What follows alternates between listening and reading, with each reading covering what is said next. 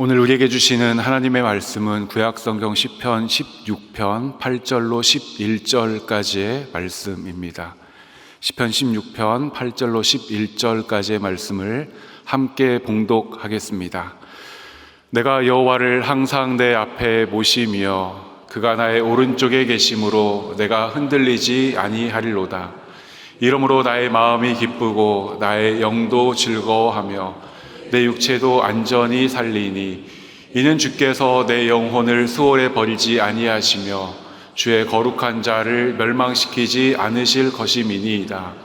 주께서 생명의 길을 내게 보이시리니 주의 앞에는 충만한 기쁨이 있고 주의 오른쪽에는 영원한 즐거움이 있나이다. 아멘. 사람은 누구나 어려움 없이 살기를 원합니다. 어떤 종류의 어려움이든 그것을 환영하고 반기는 사람은 없을 것입니다. 그런데 사람은 누구나 어려움을 만나며 살아갑니다. 그것이 어떤 종류이든 우리는 살아가면서 크고 작은 어려움들을 만나며 살아갑니다. 그것은 하나님을 믿는 우리도 마찬가지입니다. 어떤 사람들은 하나님을 믿는다면서 어떻게 더 큰 문제를 만나냐, 어떤 사람들은 너 교회에 다닌다면서 나아지는 것이 없냐, 이렇게 말하곤 합니다. 그러나 우리가 잘 알다시피 믿음으로 산다는 것 그 자체가 어려움을 막아주거나 피할 수 있는 길을 주는 것은 아닙니다. 그러나 다른 점이 있다면 그것을 대하는 우리의 자세와 태도, 그리고 그것을 바라보는 관점이라 할 수 있습니다. 성경에서 믿음의 사람이 누구냐고 물으면 대답하는 분에 따라 조금씩 다르겠지만 아마 대부분의 분들은 아브라함 그리고 다윗을 빼놓지 않고 말씀하실 겁니다. 그렇습니다. 아브라함은 우리가 잘 알다시피 믿음의 조상입니다. 그는 하나님의 말씀에 순종하여 고향을 떠났고 말씀을 따라 그 걸음을 걸어갔습니다.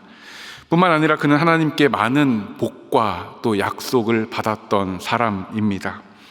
그러면 이런 아브라함에게 어려움이 없었는가? 그렇지 않다는 것입니다.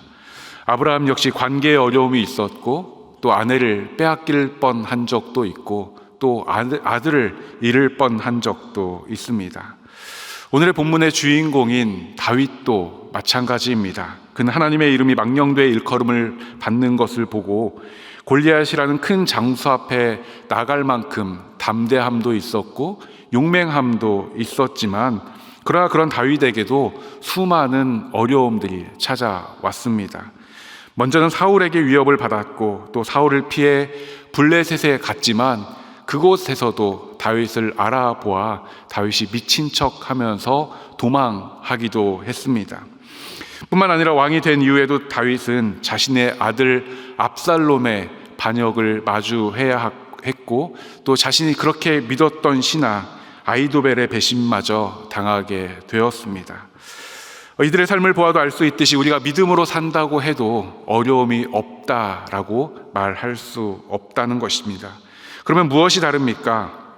말씀드린 것처럼 그 어려움을 대하는 우리의 자세 그리고 태도, 그것을 처리하는 방식이 다르다 말씀드릴 수 있습니다. 그렇다면 이들은 이러한 문제들을 어떻게 이겨냈는가? 특별히 오늘 다윗은 이러한 어려움들을 어떻게 이겨냈는가를 함께 살펴보기 원합니다. 저는 오늘 설교의 제목을 문제 앞에서라고 정했습니다. 여러분은 문제를 만날 때 어떻게 하십니까? 아마 대부분은 이제 내가 할 수 있는 일은 무엇인가 고민하실 겁니다. 그런데 이 질문에서 중요한 것은 무엇인가? 이제 내가 할 수 있는 것은 무엇인가? 라는 것이죠. 다시 말해서 이 질문의 주어 그리고 중심이 나로 되어 있다는 것입니다. 문제라는 것은 내가 해결할 수 없기에 혹은 벅차기에 문제라고 인식하는 것인데 그 문제를 만나고서도 내가 할 수 있는 일이 무엇인가를 고민한다는 것입니다. 다윗이 왜 믿음의 사람인가? 다윗을 왜 하나님께서 기뻐하셨는가? 다윗이 어려움을 만나면 가장 먼저 하나님 앞에 나아갔기 때문입니다. 그리고 하나님 앞에서 모든 것을 토로했습니다. 혹 우리 중에 나도 그러는데, 우리도 그러는데라고 생각하는 분이 계실 수 있습니다. 그런데 다윗은 말 그대로 모든 것을 하나님 앞에 가지고 나왔습니다. 다시 말해서 어떤 것은 내 힘으로 하고 어떤 것은 하나님께 맡기는 것이 아니라 처음부터 끝까지 모든 것을 하나님께 맡기고 하나님만 의지했다는 것입니다. 그리고 하나님 앞에서 그 문제의 답들을 찾아가고 결국 하나님 앞에 감사와 찬송을 올려드렸던 것을 보게 됩니다. 이번에 설교를 준비하면서 새롭게 보게 된 것이 있는데, 다윗의 시편을 살펴보면 대부분이 문제나 어려움으로부터 이 시를 시작하는데 끝날 때에는 감사와 찬송으로 이 시들이 끝나는 것을 보게 되었습니다. 그 중에서 제가 5개를 가지고 왔는데 제가 1절을 읽을 테니까 여러분들께서 마지막 절을 읽어주시면 감사하겠습니다. 먼저 시편 3편 1절의 말씀입니다. 여호와여, 나의 대적이 어찌 그리 많은지요, 일어나 나를 치는 자가 많으니이다.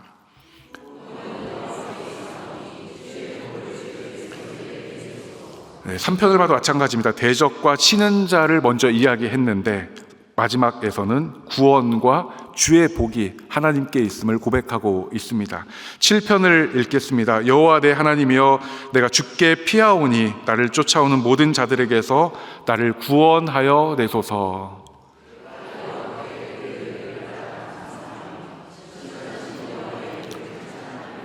네, 13편입니다. 여호와여, 어느 때까지니까 나를 영원히 잊으시나이까? 주의 얼굴을 나에게서 어느 때까지 숨기시겠나이까?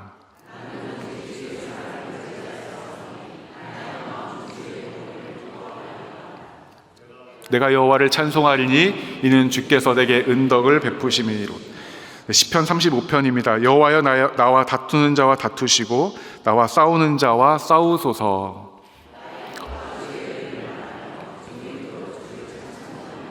네, 시편 59편입니다. 나의 하나님이여, 나의 원수에게서 나를 건지시고 일어나 치려는 자에게서 나를 높이 두소서. 나의 힘이시여, 내가 주께 찬송하오리니 하나님은 나의 요새이시며 나를 긍휼히 여기시는 하나님이십니다. 어떠십니까? 처음에는 문제로 시작했지만 마지막에 감사와 찬송으로 이 시를 마치는 것들을 보게 됩니다.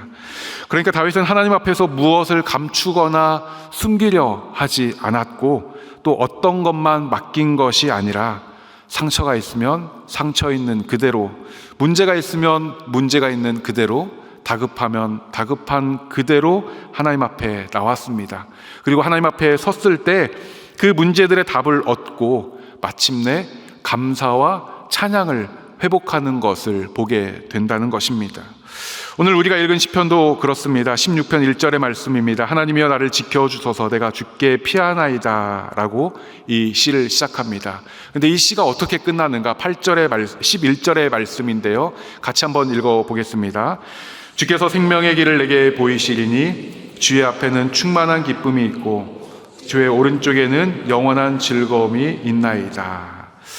우리가 믿음으로 살아도 문제를 만나기 마련입니다. 문제 자체가 없을 수 없지요.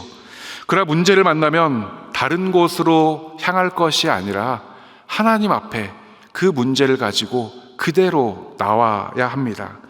사실 우리가 이 땅을 살아가면서 여러 가지가 필요한 것처럼 보입니다. 때로는 건강이 필요한 것처럼 보이고, 물질이 필요하고, 명예가 필요하고, 사람들과의 좋은 관계가 필요합니다. 그래서 그런 것들을 얻기 위해서 여러 모양으로 애쓰며 수고하며 살아가는 것이 우리의 삶의 모습입니다. 그런데 우리가 이 땅을 살면서 진짜 필요한 것이 무엇인가는 우리가 어려움을 만났을 때 드러납니다. 제가 얼마 전에 4일 연속으로 장례를 집례한 적이 있습니다. 저에게도 쉽지 않은 시간이었는데 장례를 집례하면서 새롭게 다가온 것이 있었습니다. 그것은 우리가 무엇을 붙잡고 살아야 하는가 였습니다. 말씀드린 것처럼 이 땅을 살면서 우리에게 많은 것들이 필요합니다. 그런데 진짜 필요한 것이 무엇인가는 그 어려움의 순간에 내가 붙잡을 수 있는 게 무엇인가, 이 어려움을 버텨내는데, 지탱하는데 무엇이 나에게 힘이 되는가 하는 것입니다. 평소에는 이것도 필요하고 저것도 필요한 것 같지만 그 장례식의 자리에서 필요한 것은 부활의 소망, 천국에 대한 믿음, 그 외에는 다른 것이 필요하지도 않았고 다른 것을 붙잡을 수도 없었습니다. 우리가 살면서 이것도 필요하고 저것도 필요한 것 같지만 결국 하나님 없이 우리는 아무것도 할 수 없는 미약한 존재라는 것을 깨닫게 된다는 것입니다. 그래서 믿음이 중요하고 문제 앞에서 하나님 앞에 나아가는 것이 중요합니다. 그러면 세상이 줄 수 없는 답을, 또 은혜를, 평안을 누리게 되는 것입니다. 다윗은 이것을 알았던 것입니다. 그래서 방금 살펴본 시편들처럼 다윗 역시 문제를 만나지만 그 문제들을 가지고 하나님 앞으로 나아간다는 것입니다. 그리고 하나님 앞에서 그 문제들에 대한 답을 얻고 찬송과 감사로 그 시들을 마무리하는 것들을 보게 됩니다. 오늘 시편 16편 역시 다윗의 시편입니다. 이 시편을 쓸 때 다윗이 어떠한 어려움을 당했는지 명확하지는 않습니다. 그러나 1절을 살펴볼 때 이 시 역시 큰 어려움 가운데에서 지었다라는 것을 알 수 있습니다. 1절의 말씀입니다. 하나님이여 나를 지켜주셔서 내가 주께 피하나이다. 하나님의 지켜주심을 바라며 하나님께 피하고 있다라고 지금 고백하고 있습니다. 그렇게 하나님의 도우심을 구한 다윗은 2절에서 이렇게 고백합니다. 내가 여호와께 아뢰되 주는 나의 주님이시오니 주 밖에는 나의 복이 없다 하였나이다. 주 밖에는 나의 복이 없습니다. 다시 말해 하나님께서 이 일을 해결해 주셔야 함을 고백하고 있는 것입니다. 그렇다면 구체적으로 다윗은 문제 앞에서 무엇을 하였는가? 그리고 하나님께 피한다라는 것은, 우리가 하나님을 주인 삼고 살아간다는 것은 어떤 의미인가? 첫 번째로 하나님을 내 앞에 모시는 것입니다. 오늘 본문 8절의 말씀입니다. 우리 다시 한번 같이 읽어보겠습니다. 내가 여호와를 항상 내 앞에 모시며 그가 나의 오른쪽에 계심으로. 이 말씀을 보면 다윗이 고난과 역경, 다시 말해서 문제 앞에서도 절망하지 않을 수 있었던 그 비결에 대해서 말씀하고 있습니다. 그것은 하나님을 내 앞에 모시는 것입니다. 이 말씀을 자세히 살펴보면 다윗이 하나님을 어떻게 생각하고 있는지, 다윗의 신앙은 어떤 신앙이었는지 우리가 알 수 있습니다. 이 말씀에서 다윗은 하나님을 어디에 모셨다라고 고백합니까? 내 앞에 모셨다. 언제 그렇게 했습니까? 항상 그렇게 했습니다. 즉 기쁠 때나 슬플 때나 어려울 때나 형통할 때나 그 어떠한 때든지 내가 처한 상황과 환경과 상관없이 항상 하나님을 내 앞에 모셨다라고 고백합니다.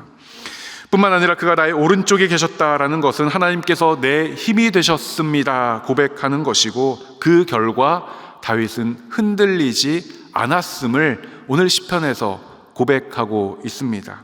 이것이 다윗의 신앙이고 다윗이 어려움을 만났을 때 보여준 구체적인 모습입니다. 사랑하는 여러분, 여러분은 하나님을 어디에 모시고 계십니까? 우리가 하나님을 믿는다 하지만 하나님과 멀찌감치 떨어져 있지는 않으십니까? 우리가 하나님을 믿는다고 하지만 하나님을 내 뒤에 모시고 혹은 내 옆에 모시고 하나님께서 나를 따라오기를 바라고 계시지는 않으십니까? 그렇습니다. 하나님께서 앞서가시며 우리의 길을 인도하셔야 하는데 우리가 앞서가고 있습니다. 하나님께서 앞서가시고 우리가 따라가야 하는데 우리는 종종 반대의 삶을 살고 있음을 보게 됩니다. 믿음이라는 것은 하나님을 앞에 모시고 그분을 따라가는 것인데 우리는 그렇지 못하고 있음을 문제를 만나고서야 깨닫곤 합니다. 의욕이 있는 것 좋습니다. 열심히 있는 것도 좋습니다. 그러나 하나님을 우리 앞에 모시고 따라갈 때 그 의욕이, 그리고 그 열심이 열매를 맺게 됩니다. 생각해보면 이제 막 출애굽한 이스라엘 백성들이 어디로 가야 할지 또 어떻게 해야 할지 알지 못했는데 어떻게 그 40년의 광야 생활 가운데 승리했을까 생각해 봅니다. 그것은 하나님께서 그들 앞에 가시며 이스라엘 백성들을 인도하셨기 때문입니다. 출애굽기 13장 21절의 말씀입니다. 여호와께서 그들 앞에서 가시며 낮에는 구름 기둥으로 그들의 길을 인도하시고 라고 말씀합니다. 앞에 가시며 그들의 길을 인도하셨다. 우리도 하나님을 우리 앞에 모셔야 합니다. 언제 모신다고요? 항상 모셔야 합니다. 오늘 본문 8절의 말씀을 다시 읽어드립니다. 내가 여호와를 항상 내 앞에 모시며 그가 나의 오른쪽에 계심으로 내가 흔들리지 아니하리로다. 하나님을 항상 내 앞에 모시고 하나님께서 우리의 힘 되심을 경험하기를 축복합니다. 하나님을 앞에 모신다는 것은 구체적으로 무엇입니까? 기도한다는 것입니다. 내가 무엇인가를 하기 전에 먼저 하나님의 뜻을 구한다라는 것입니다. 다윗은 항상 그랬던 것을 보게 됩니다. 그러한 모습들이 성경 여러 곳에 기록되어 있는데 사무엘상 23장 2절 말씀을 보면 이렇게 되어 있습니다. 이에 다윗이 여호와께 묻자와 이르되 내가 가서 이 블레셋 사람들을 치리이까? 여호와께서 다윗에게 이르시되 가서 블레셋 사람들을 치고 그 일 나를 구원하라 하시니. 하나님께 먼저 묻고 하나님의 응답에 따라갔음을 우리는 볼 수 있습니다. 또한 그런가 하면 가지 말라고 하면 가지 않았던 것이 다윗입니다. 사무엘하 5장 23절로 25절 말씀인데요, 우리 같이 한번 읽어보겠습니다. 다윗이 여호와께 여쭈니 이르시되 올라가지 말고 그들 뒤로 돌아서 뽕나무 숲을 맞은편에서 뽕나무 꼭대기에서 걸음 걷는 소리가 들리거든 곧 공격하라. 그때 여호와가 너보다 앞서 나아가서 블레셋 군대를 치리라 하신지라. 이에 다윗이 여호와의 명령대로 행하여 블레셋 사람을 쳐서 게바에서 게셀까지 이르니라. 다윗이 올라가 블레셋을 치기 전에 기도합니다. 이렇게 해도 되겠습니까? 그래서 하나님께서 그렇게 하지 말고 뒤로 돌아가 기다리다가 걸음소리가 들리거든 그때 나아가라. 그러면 하나님께서 앞서 그들을 치고 계실 것이다. 다윗이 어떻게 합니까? 이에 다윗이 여호와의 명령대로 행하였습니다. 철저하게 하나님을 앞에 모시고 하나님께서 앞서가게 하시고 다윗은 그 명령대로 따라갔음을 우리는 보게 됩니다. 이것이 다윗이 승리한 비결입니다. 사랑하는 여러분, 문제 앞에서 우린 어떻게 해야 합니까? 하나님께서 앞서 가시도록 항상 내 앞에 하나님을 모시고 살아야 합니다. 이러한 은혜 누리시기를 축복합니다. 두 번째로 다윗은 문제 앞에서 하나님의 약속을 붙들고 그 하나님을 신뢰했음을 보게 됩니다. 오늘 본문 9절로 10절 말씀입니다. 이러므로 나의 마음이 기쁘고 나의 영도 즐거워하며 내 육체도 안전히 살리니 이는 주께서 내 영혼을 수월에 버리지 아니하시며 주의 거룩한 자를 멸망시키지 않으실 것임이니이다. 지금 다윗은 하나님께서 자기를 지켜주실 것을, 그리고 내가 하나님께 피하고 있음을 밝히며 이 시를 시작합니다. 다시 말해서 지금 다윗이 편한 게 아니라 어려움을 만났다는 것입니다. 그런데 오늘 9절을 보면 다윗은 내 마음이 기쁘고 영은 즐겁고 육체는 안전할 거라고 고백합니다. 어떻게 이런 고백을 할 수 있는가? 10절이 있기 때문입니다. 이는 주께서 내 영혼을 수월에 버리지 아니하시며 주의 거룩한 자를 멸망시키지 않으실 것임이니이다. 다윗은 하나님께서 나를 버리지 않으실 것을, 내가 이 어려움 때문에 멸망당하지 않을 것을 굳게 믿고 있었던 것입니다. 그러면 어떻게 이 믿음을 갖게 되었을까? 사무엘하 7장을 보면 다윗이 왕이 된 이후에 성전을 짓겠다고 하나님 앞에 기도합니다. 그러자 하나님께서 그것을 기쁘게 받으시고 내 집과 내 나라가 내 앞에서 영원히 보존되고 견고하게 될 것이라는 약속을 주십니다. 다윗은 이 약속을 기억하며 지금의 어려움이 하나님께서 하신 약속보다 크지 않음을 확실히 알고 믿었던 것입니다. 하나님은 신실하시고 그 약속은 반드시 성취될 것을 다윗은 굳게 믿고 있었던 것입니다. 이런 표현이 어떤지 모르겠지만 하나님께 약점이 있다면 어떤 약점이 있겠습니까? 제 생각에 그것은 말씀하신 것은 다 지킨다는 것입니다. 출애굽기 32장을 보면 모세가 십계명을 받으러 산에 올라가는데 백성들이 보니까 생각했던 때보다 모세가 더 늦게 내려오는 겁니다. 그래서 어떻게 합니까? 금을 다 모아서 송아지를 만들고 이게 우리의 신이다 이렇게 하지 않습니까?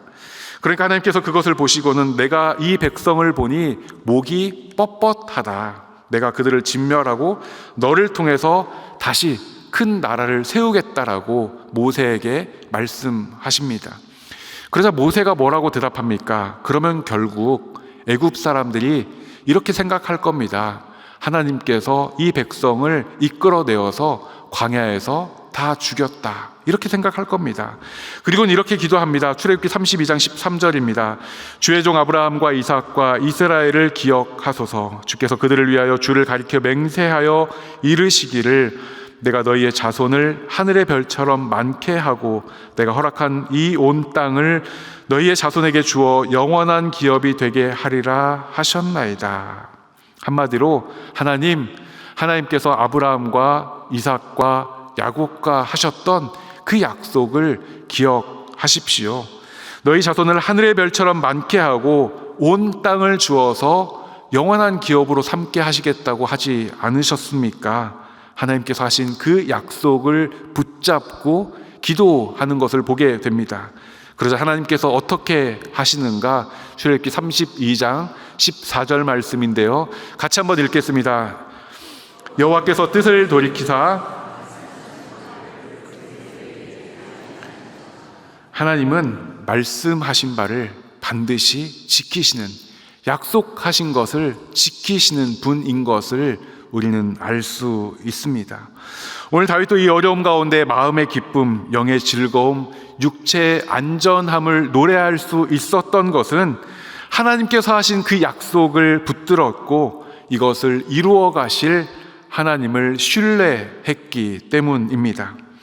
사랑하는 여러분, 우리가 어려움을 만날 때 어떻게 해야 합니까?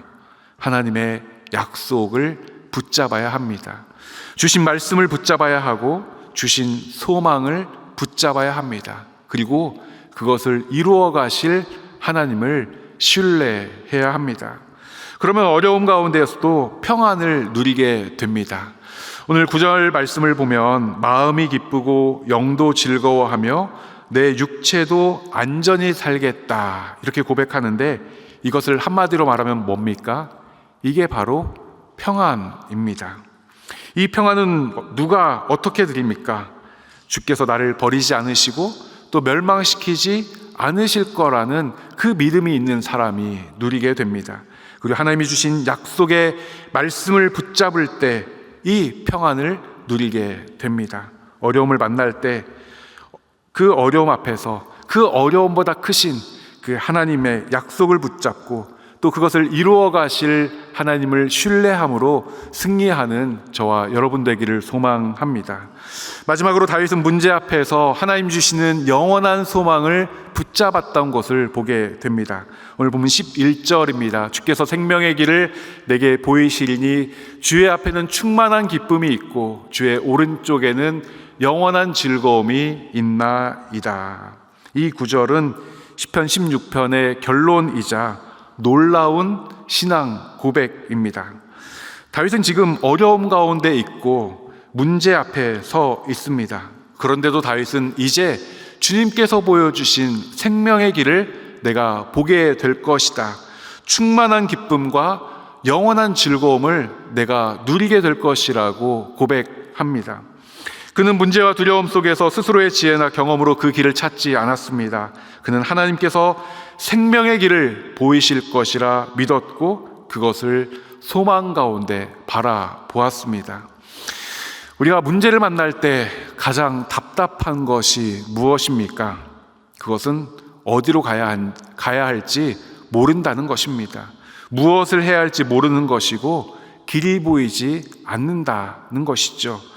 그런데 다윗은 그런 상황에서 주께서 생명의 길을 보이실 거라고 고백합니다. 여기서 말하는 생명의 길은 단순히 위기에서 벗어나는 것을 의미하는 것이 아닙니다. 그 길은 하나님께서 인도하시는 길, 하나님의 뜻이 이루어지는 길, 하나님께서 보여주신 생명의 길을 의미합니다. 사무엘상 24장으로부터 26장까지를 보면 쫓김을 받고 있던 다윗이 사울을 죽일 수 있었던 기회가 2번 있었음을 알게 됩니다. 자신이 엔게디 동굴 안에 숨어 있는데 사울 왕이 그 안으로 들어온 때와 또 십광야에서 사울이 잠을 자고 있던 때였습니다. 다윗과 함께 간 아비새는 하나님께서 우리에게 원수를 넘겨주신 것이라며 내가 창으로 찔러 죽이겠다라고 말합니다. 여러분은 어떻게 하시겠습니까? 정말 이거 하나님이 주신 기회인가? 그렇게 생각할 수도 있습니다. 뿐만 아니라 내 손으로 죽여야 하는 것도 아니니 모른 척 해도 지나갈 수 있는 상황입니다. 그러나 다윗은 오히려 여호와의 기름 부음 받은 자를 우리가 치는 것을 하나님께서 금하신다라며 그 기회를 자신의 기회로 삼지 않습니다. 그리고 하나님께서 인도하시는 길, 하나님의 뜻이 이루어지는 길, 하나님께서 보여주시는 그 생명의 길을 소망 가운데 기다렸습니다. 다시 말해서 다윗은 주께서 생명의 길을 내게 보이실 것이라는 그 소망을 붙들었고 주님 앞에 충만한 기쁨과 영원한 즐거움이 있음을 믿음으로 바라보았던 것입니다. 우리도 살면서 여러 선택의 순간을 맞습니다. 때로 이 길은 지혜롭지 못한 길 같고 또 돌아가는 길처럼 여겨지기도 합니다. 그러나 이 길 끝에 충만한 기쁨과 영원한 즐거움이 있음을 우리는 믿음 가운데 바라볼 수 있어야 합니다. 이것을 믿음으로 바라보고 그 문제 앞에서 우리는 하나님 주시는 그 영원한 소망을 붙잡아야 합니다. 이 문제를 통해서 하나님께서 인도하시는 그 길을 발견하고 그 길 가운데 우리의 발걸음이 있어야 합니다. 오늘 그러할 때 우리의 문제가 변하여 충만한 기쁨이 되고 또 영원한 즐거움이 되는 것을 우리 모두가 경험하게 될 것입니다. 이제 말씀을 정리합니다. 우리가 믿음으로 살지만 그렇다고 문제를 만나지 않는 것은 아닙니다. 그러나 그때 우리는 우리의 믿음을, 우리의 모습을 돌아볼 수 있어야 합니다. 나는 하나님을 내 앞에 모시고 살아가는가? 아니면 내가 앞서가고 있는가?